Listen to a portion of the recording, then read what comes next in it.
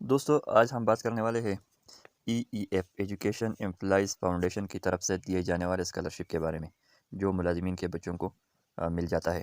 تو سب سے پہلے میں آپ کو یہ بتاتا چلوں کہ ای ای ایف ہے کیا۔ تو ای ای ایف یعنی ایجوکیشن امپلائز فاؤنڈیشن، یہ ایک فاؤنڈیشن ہے یا ہم کہہ سکتے ہیں یہ محکمہ ہے الگ، اور یہ محکمہ ملازمین سے منتھلی ایک ڈیڈکشن ہوتی ہے E M P E D U fund کے نام سے، E M P E D U fund کے نام سے، جو پر منتھ 135 روپے ہوتی ہے۔ یہ ملازمین سے کٹوتی ہوتی ہے اور یہ کٹوتی پھر جمع ہو کر واپس سرکاری ملازمین کے بچوں کو اسکالرشپ کے طور پر دی جاتی ہے۔ تو اس کے بارے میں ہم آج تفصیل سے بات کرنے والے ہیں۔ چند سوالات ہیں جو اکثر دوست بار بار پوچھ رہے ہیں۔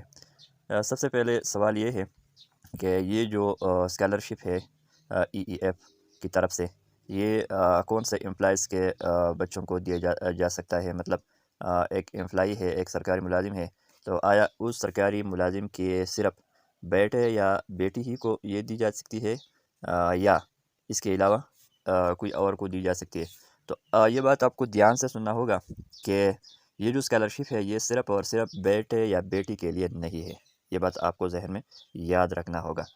یہ اسکالرشپ ایک سرکاری ملازم کے بیٹے یا بیٹے کے لیے فقط نہیں ہے۔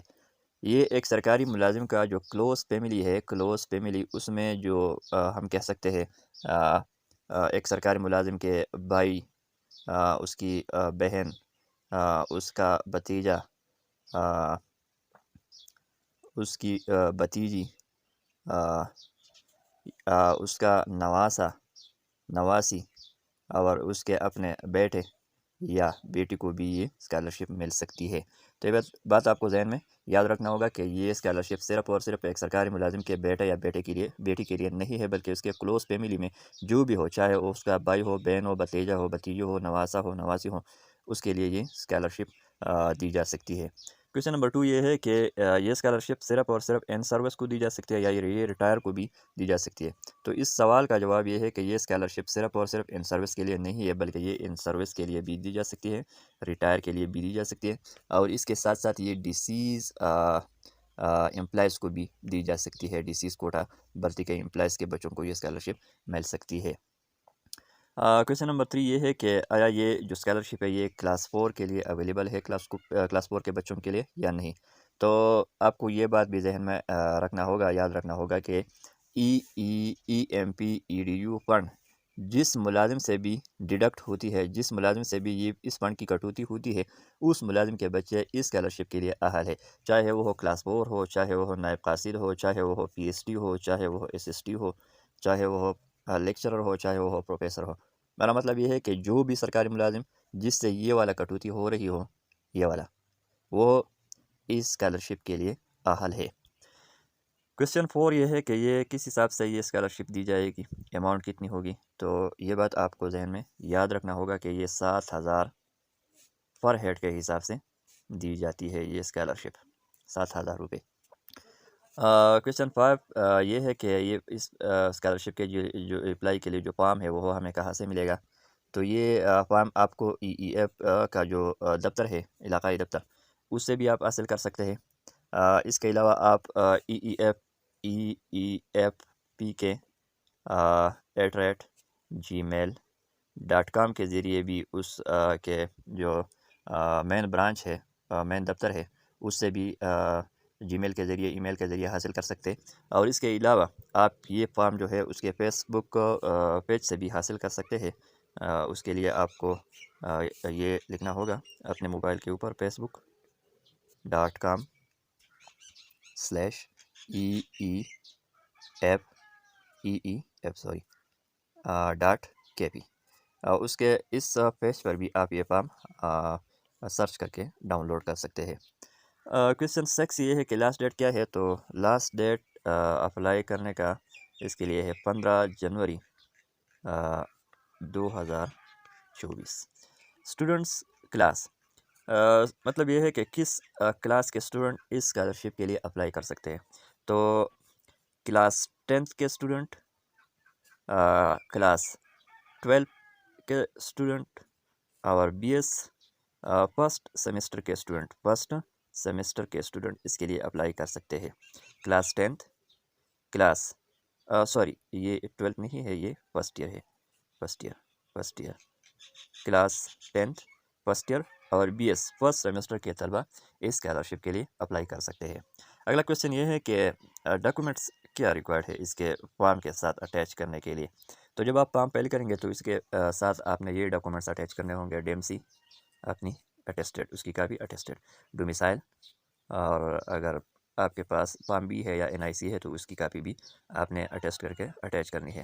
اور جس امپلائی سے آپ کا رشتہ ہے، جس امپلائی کے تھرو آپ اپلائی کرتے ہیں، تو اس امپلائی کا پے سلپ اس سے آپ ایک کاپی کر کے اٹیسٹ کر کے پھر فارم کے ساتھ اٹیچ کرنا ہے۔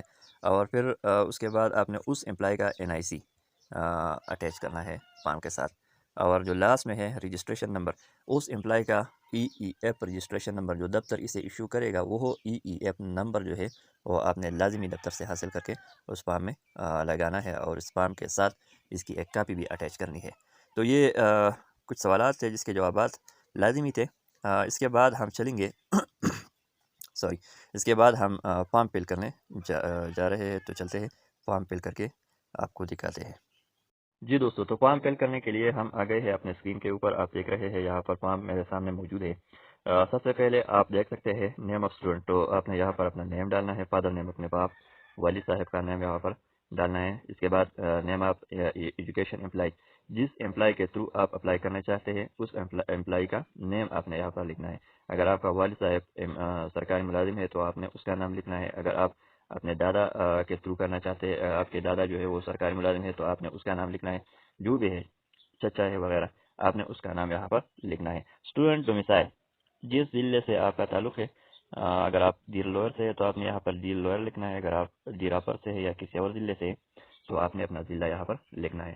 اس کے بعد آپ نے کرنٹ کلاس، جس کلاس میں آپ کرنٹ داخل ہے، جس میں آپ پڑھ رہے ہیں، 10th میں ہے یا آپ فرسٹ ایئر میں ہے یا بی ایس کے فرسٹ سیمسٹر میں پڑھ رہے ہیں، اس کلاس کا نیم آپ نے یہاں پر لکھنا ہے۔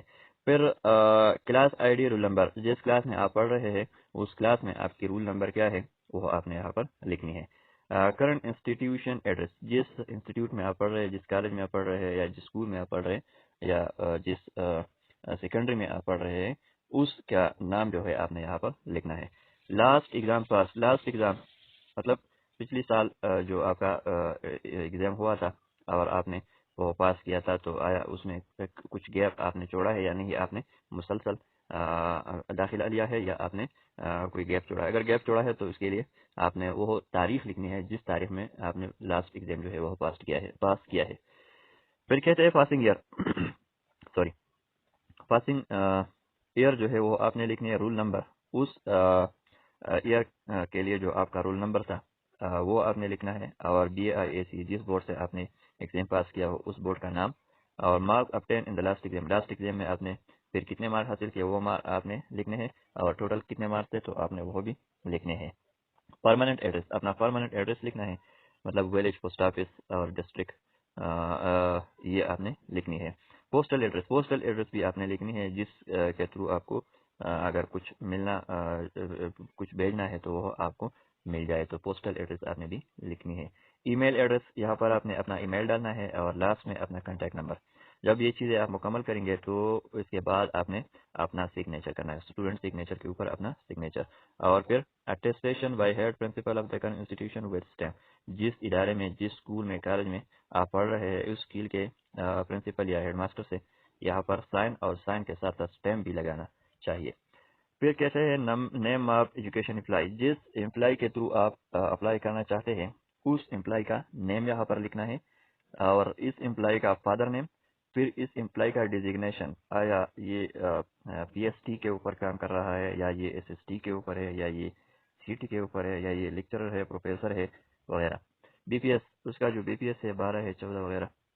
ای ای ایف رجسٹریشن نمبر، جو پہلے میں نے بتایا کہ ای ای ایف رجسٹریشن نمبر ای ای ایف کے دفتر سے حاصل ہوتا ہے، تو وہ آپ نے وہاں سے حاصل کر کے یہاں پر لکھنا ہے۔ سی این آئی سی، اس سرکاری ملازم کا سی این آئی سی نمبر لکھنا ہے یہاں پر، اور اسٹیٹس لکھنا ہے، یا یہ ان سروس ہے یا ریٹائر ہے یا یہ ڈیسیز ہے، تو وہ آپ نے یہاں پر لکھنا ہے۔ ریلیشن ود اسٹوڈنٹ، اسٹوڈنٹ سے اس کا کیا ریلیشن ہے، یہ اسٹوڈنٹ کا والد ہے یا یہ اسٹوڈنٹ کا بھائی ہے یا یہ اسٹوڈنٹ کا دادا وغیرہ، present place of posting, یہ کس جگہ پر ریسنٹلی کام کر رہا ہے، یا یہ اس نے ریسنٹلی جس جگہ پر ریٹائرمنٹ لی ہو اس جگہ کا نام یہاں پر لکھنی ہے. پوسٹل ایڈریس لکھنا ہے اور اس کے بعد کانٹیکٹ نمبر.